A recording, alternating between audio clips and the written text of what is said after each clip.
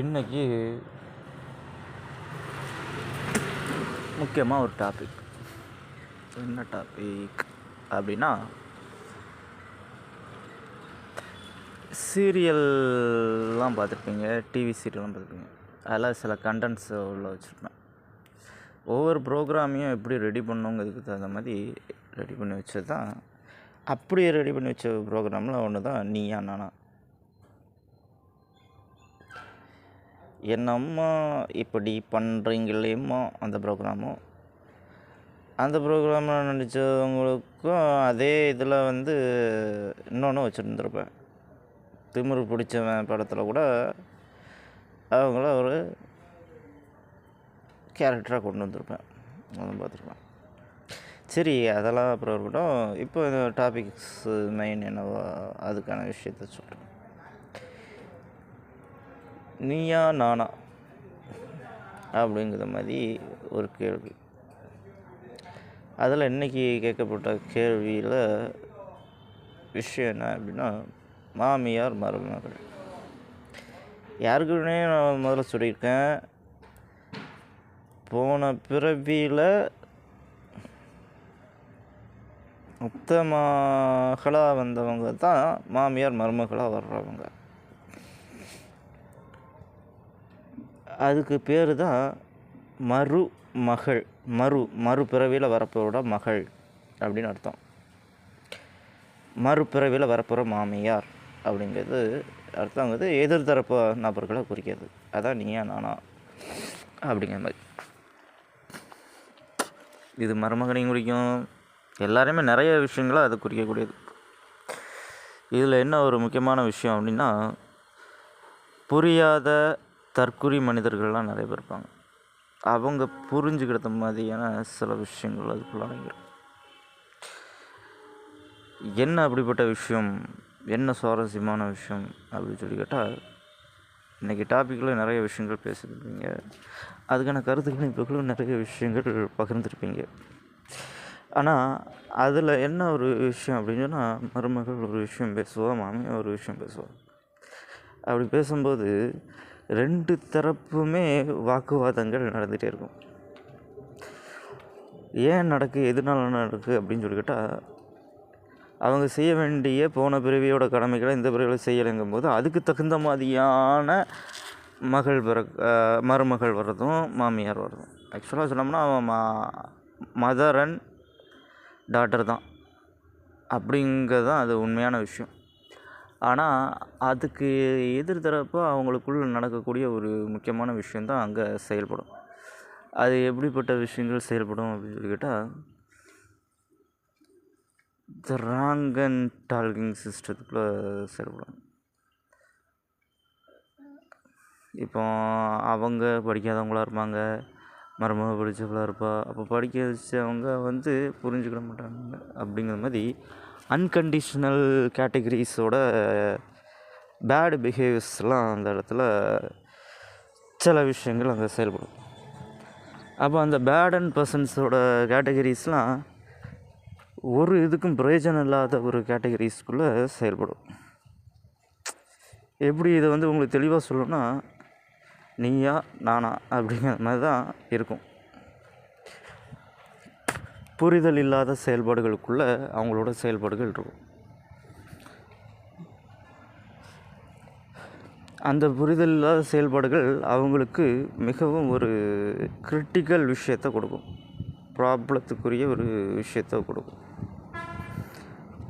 ப்ராப்ளத்துக்குரிய விஷயங்கள் அவங்களாக தான் உருவாக்கிக்கிட்டது. எப்படின்னா, நீ பெரிய ஆளா நான் பெரிய ஆளா, நீ சொன்னால் நான் கேட்கணுமா, நான் சொன்னால் நீ கேட்கணுமா அப்படிங்கிற மாதிரியான கிரிட்டிக்கல் விஷயத்தை உருவாக்கி விட்றோம். இந்த கிரிட்டிக்கல் விஷயம் எந்த விஷயத்துக்குள்ளலாம் அவங்களுக்கு பிரச்சனை கொடுக்குன்னா, கணவன் மனைவிக்குள்ள பிரச்சனைகளை கொடுக்கும், குழந்தை குட்டிக்குள்ள பிரச்சனை கொடுக்கும், மாமியார் மருமகளுக்குள்ள நிறைய கருத்து வேறுபாடுகள் பிரச்சனைகளை கொடுக்கும். இப்படி ஏகப்பட்ட பிரச்சனைகளை கொடுக்கும். பொதுவாக சொன்னோம்னா அவங்க அத்தை நீ செத்த அப்படிங்கிற கதையாக, அத்தைனாலே நமக்கு ஒரு ப்ராப்ளமாக தான் இருக்கும் எப்போவுமே. ஆனால் அதை புரிஞ்சுக்கிட்டு நடக்கக்கூடிய விஷயங்களை நம்ம கற்றுக்கணும். மருமகள் அப்படிங்கிற அவளுக்கு அடுத்த பிறவியில் வரக்கூடிய மக அப்படிங்கிறவா. இந்த பிறவியில் இவளுக்கு நமக்கு ஏதாவது ஒரு சிக்கலை நம்ம உருவாக்கிட்டோம்னா அடுத்த பிறவியில் இந்த குதிமம் நமக்கு வச்சு சம்பவத்தை பண்ணிடுவா அப்படிங்கிறத நம்ம தெரிஞ்சுக்கணும், புரிஞ்சுக்கணும்.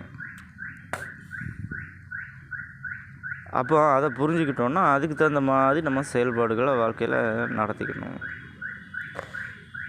அதுக்காக அவங்கள ஒதுக்கியே வச்சிடக்கூடாது. அப்படியே தட்டி கொடுத்து அப்படியே ரைட்டு ஆமாம் ஆமாம் ஆமாம் ஆமாம் ஆமாம் அப்படி இப்படின்னு பாராட்டி விட்டுட்டு அப்படியே நைஸ் போல் தான் வேலைகளை பார்த்துக்கிட்டு தனக்கான காரியங்களை வின் பண்ணிக்கிட்டு போகணும். தவறான விஷயங்களை சொல்ல, குட்டான விஷயங்களை நீ உன் மாமியார் ரொம்ப நல்லவளாக இருந்து நீ கெட்டவளாக இருந்து கெட்டதான விஷயங்களை செஞ்சேன்னா உனக்கு அது எதிர்மறைத்தன்மையை உருவாக்கி அதுவே உனக்கான அழிவை கொடுத்துடும். அதையும் நீ தெரிஞ்சுக்கணும். மருமகளாக இருந்தாலும் சரி மருமகனாக இருந்தாலும் சரி யாராக இருக்கட்டுமே பொதுவாக. ஸோ அவங்கள நம்ம பார்க்க வேண்டியதுங்கிறது நம்ம கடமைன்னா ஒர்க்கா செஞ்சு முடிக்க வேண்டிய வேலைன்னு வச்சுக்கேன். அது வந்து ஒரு ஒர்க்கபிள் சிஸ்டமாக நம்ம யோசித்து பார்த்தோன்னா அது நமக்கு சரி இதோ நம்மளோட வேலை தான் இது தூரம் அந்த வேலையை செஞ்சு முடிச்சுட்டு அடுத்த வேலையை பார்ப்போம் அப்படின்ட்டு.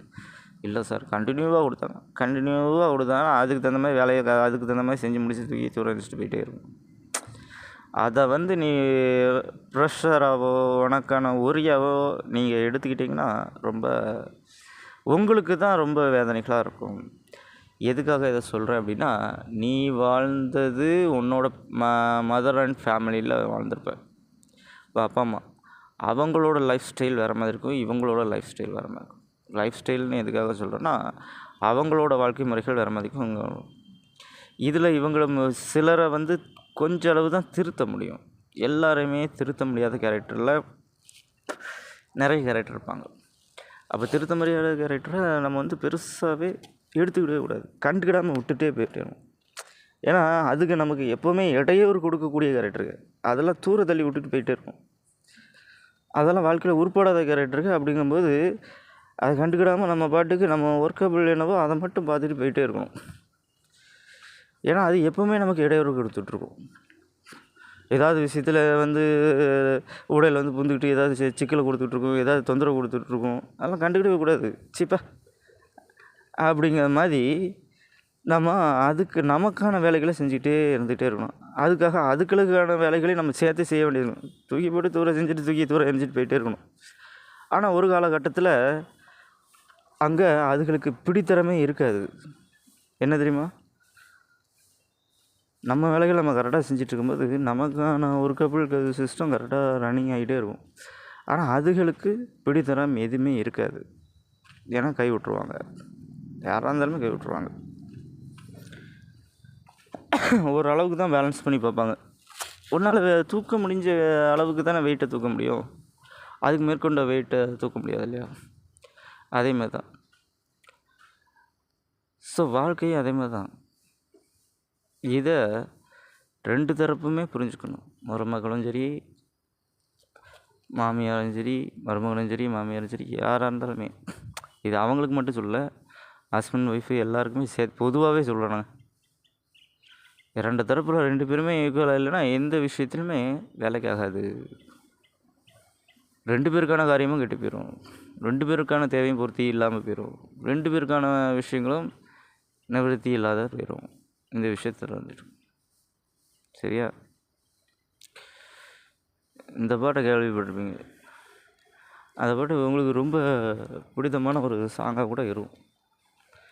அது என்ன சாங்கு, என்ன மாதிரியான விஷயம் அப்படின்னு சொல்லி கேட்டால், ஓம் நம சிவாய ஓம் நம சிவாய ஓம் நம சிவாய ஓம்.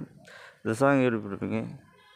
5 எழுத்து மந்திரம் ஓம் நம சிவாயவம் அப்படின்னு சொல்லியிருப்பேன். சிவம் அப்படின்னா 5 எழுத்து இல்லையா? இப்போ என் பேரை எடுத்துட்டாலும் சிவா. எம்மை தூக்கி கேரளாவில் எம்மை இனிஷியலாக பின்னாடி தான் போடுவாங்க. அதை டாட்டை எடுத்து சேர்த்தா சிவம். அப்போ அந்த சிவம்ங்கிற வார்த்தையில் 5 எழுத்து. ஆக்சுவலாக திசைகள் 4 இல்லையா? அப்படிங்கிற வார்த்தைகள் சேருதுங்கிறது சேராமல் போகிறதுங்கிறது பிரயோஜனமற்ற ஒரு வார்த்தையாக இருக்கும். எம்முங்கிற வார்த்தை பிரயோஜனமற்ற வார்த்தையாக இருக்கும். அதே நேரத்தில் அது சேரணுனாலும் சேரலாம், அது வேண்டாம், அது வேண்டானாலும் இல்லாத வார்த்தைகளும் இருக்குது. ஏன்னா சிவா அப்படின்னா 4, நார்த்து, சவுத்து, ஈஸ்ட்டு, வெஸ்ட்டு இல்லையா? அப்படிங்கும்போது திசைகளோடு குறிக்கக்கூடியது 4 திசைகள்.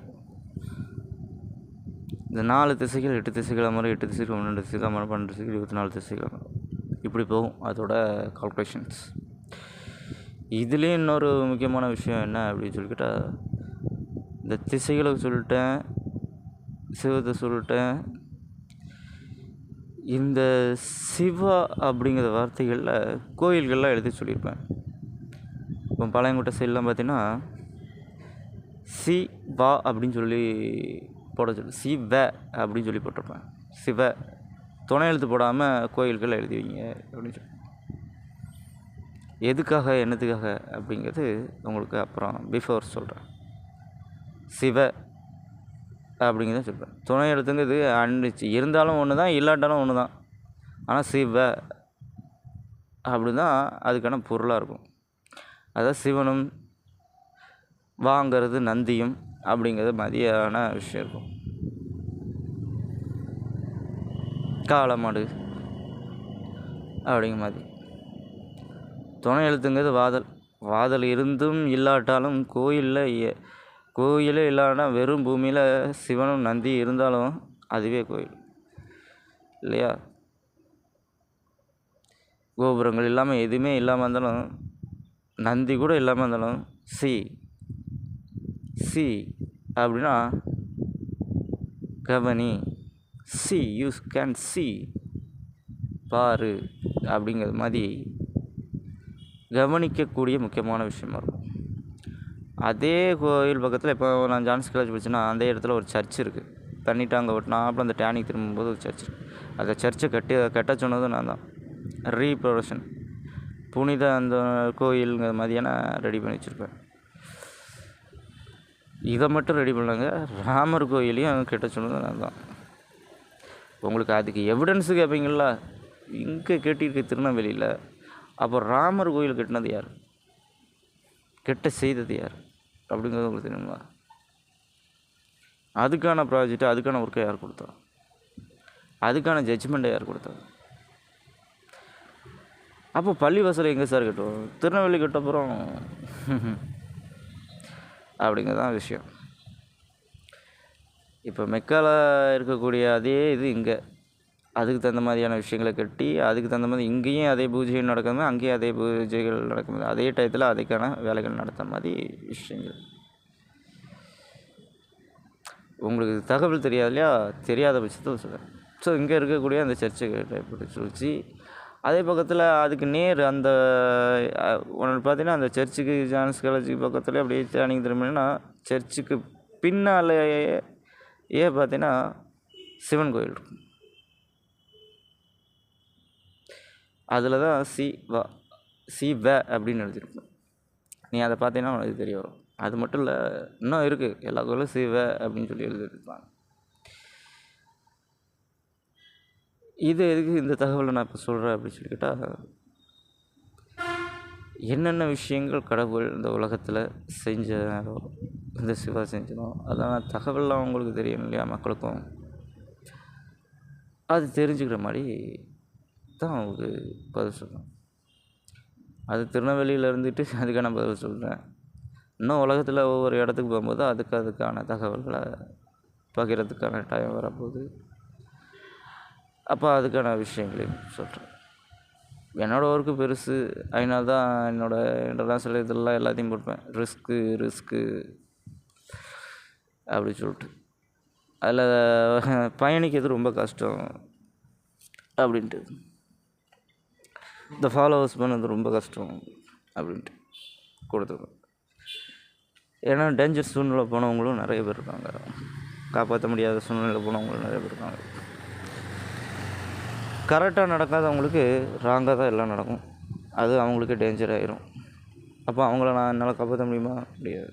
சொல்லலாம், டைரெக்டாக சொல்ல முடியாது.